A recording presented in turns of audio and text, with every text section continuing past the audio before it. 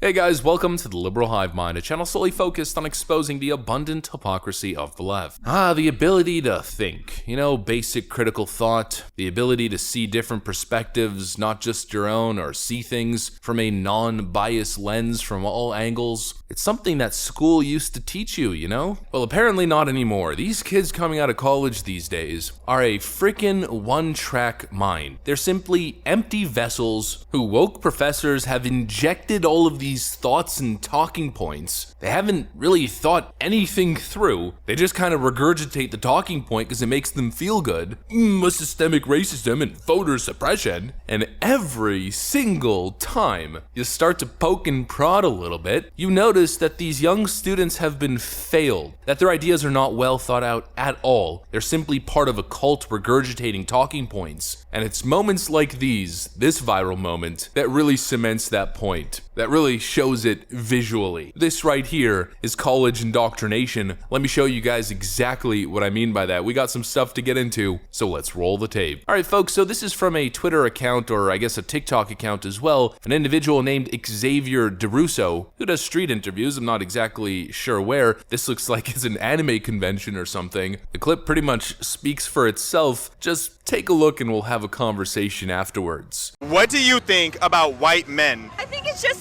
the term white man, just immediate turn off. What do you think of black men? Love. Do you think it's racist to, by default, not like white men? I mean, I don't think so, because I think there's a difference between like racism and that's an interesting question. It is an interesting question. Yeah, because I don't dislike, but there is a nervous feeling. I don't know. So if you met someone who said that they get nervous around black men and that they've had bad experiences with black men, would you still consider that racist? Ooh, yeah, I see your point.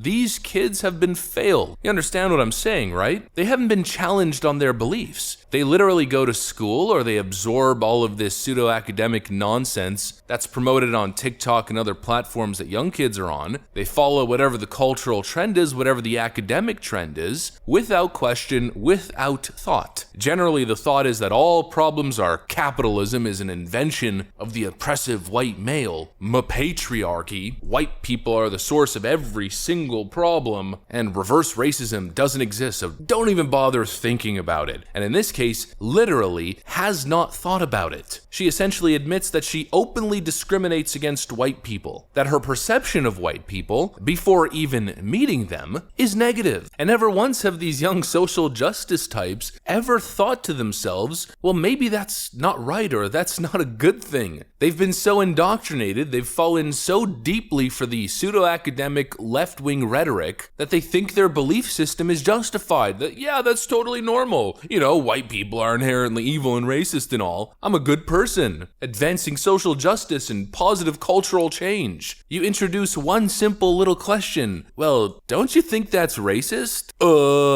Don't you think if you had the exact same beliefs but about black people, that would be problematic? I never thought of it that way. Oh, really? I wonder why. You have a bunch of mindless young left-wing little peons. I mean, that's exactly what it is. Ideological soldiers who have totally bought in, who have been played, and who now do nothing but promote the narrative. And the narrative is total racial bias. Everything white people do always comes with malicious intent. It's connected to some sort of extremism, oppression, yada, yada, yada. And the opposite, of course, the victimhood narrative, or, of course, total silent treatment. People don't even know about these events. It's a totally skewed, biased racial lens, and these young people have been fooled by it. Totally fooled. That's why they're completely unaware of certain news, like for instance what happened in Waukesha, or the attack on Capitol Security, the vehicular homicide case that happened after January 6th by a Nation of Islam extremist. They don't know that those events exist, but they'll go on and on and on about Kyle Rittenhouse, a man who defended himself. It's legitimate anti-whiteism. It's racism. And the craziest part is that it's academic, literally. These are people who are going to school and learning this stuff. There's a reason why social science professors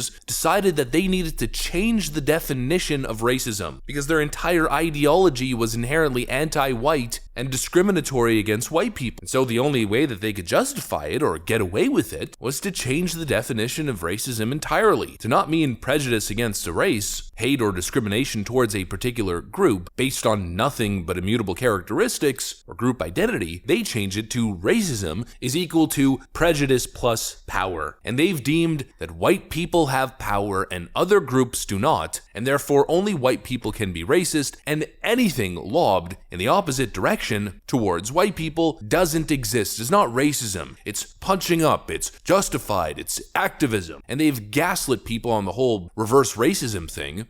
You think reverse racism is real? It's simply a figment of your imagination. Give me a break. For Pete's sakes, even Anna Kasparian from TYT has had an epiphany on this issue. It's completely crazy, and these leftoids choose to ignore it. Or, honestly, what I really think it is successful woke brainwash. I think a lot of the kids coming up these days, a lot of the kids who graduated from universities and colleges recently, aren't even aware of their biases. They're not aware that they have this one-track vision and they have blinders on, because they haven't been taught to think. That's why we keep seeing these moments. I played this clip in a video a couple days ago. I hate billionaires, but I think billionaire politicians would be the least trustworthy. To be a billionaire is to have a certain amount of privilege. You're a stakeholder within the systems of oppression. Charity is an extension of a capitalist system. A charitable billionaire, it's like there's no such thing as an ethical billionaire. Charity should be built within the system. You shouldn't need to give to help people. They should just be helped. There should be universal basic income, housing, healthcare. But I guess who would pay for that?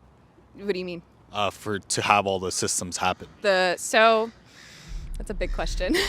Whatever amount that we assign to money is just arbitrary. And it's the exact same thing. It's this leftist ideology that is so firmly held with such an incredible level of self-righteousness. I am right. I am a communist. I am anti-capitalist. Billionaires bad. Social programs and endless government expansion and spending good. But they haven't been taught to actually think about the feasibility. Their entire worldviews come from a very reductive thought process. It's almost like a binary, and nuance doesn't enter the room. I'm not a billionaire, therefore billionaire bad. I'm not succeeding in this capitalist world, therefore capitalism bad. White people seem to be doing pretty well in the Western world, therefore white people must be bad. Communism good, capitalism bad. It basically doesn't go any further than that. There's no actual thought process on where money comes from. When you ask that incredible question, how you gonna pay for it? Well, what most people don't seem to realize is without capitalism, any element of socialism cannot exist and certainly cannot thrive. You can't have social programs without a booming economy. In fact, you can't have social programs without rich people paying into the tax system. Oh, well, rich people don't pay taxes. No, they only cover, like 90% of all taxes that are collected by local and federal governments? Oh, well, I didn't know that. Yeah, no shit, Sherlock. No wonder you don't know that. You never thought about it. Oh, I didn't realize that communism has failed literally every time it's ever been implemented, and it's always led to a linear power structure that is rife for oppression and authoritarian takeover. Oh, I never thought about the fact that billionaires are actually the biggest net contributors to society. The same people that I demonize are basically the reason that I have a toilet to shit on. Excuse the crude example, but it's true. It's honestly at the point where it's becoming kind of insufferable. The most spoiled people on the planet. I mean, you basically won the lottery. If you're born in America, you're poor. You being at the bottom of the economic scale is rich. You have a roof. Being poor in America means you're well fed with a roof over your head. Your kids are playing Xbox and everyone has a cell phone. Yet we have these people who are among the most privileged on the globe, and especially in the case of these young university students, people who are at the top percent of the world, literally, claiming we need a revolution because this system is so bad. These kids need more experience. They need more experience in terms of challenging their thoughts and beliefs. They need to be exposed to more ideas. But most importantly, people need to travel, or at least to be exposed to different cultures and different countries.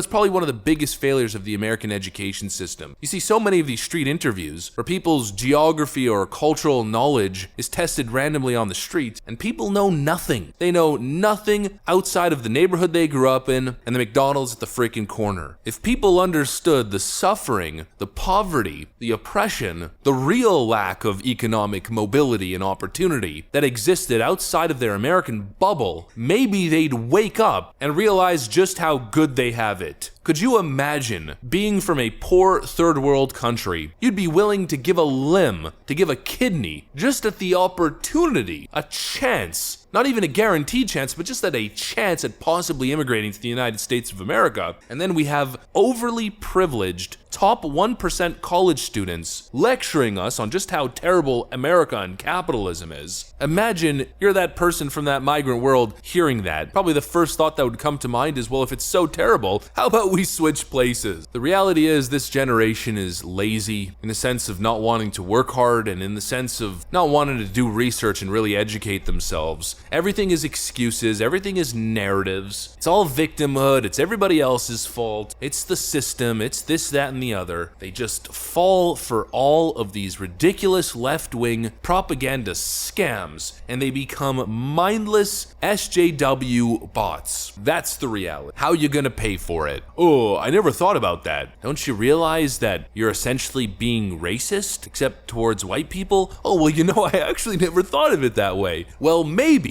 you young kids should think. A real novel concept. Boom, I've changed your life forever. You now owe me $100. There's a super thanks button right above the description. Ridiculous. I don't know if I'm just becoming an old, kooky old man. I mean, millennials were bad, but geez, Gen Z, you guys gotta get your shit together. That's what I got for you guys. Hopefully you enjoyed this video. If you did, make sure to leave a like and possibly subscribe to the channel. Of course, you know, we'd love to have you here. Thanks for watching, folks, and I'll see you on the next one.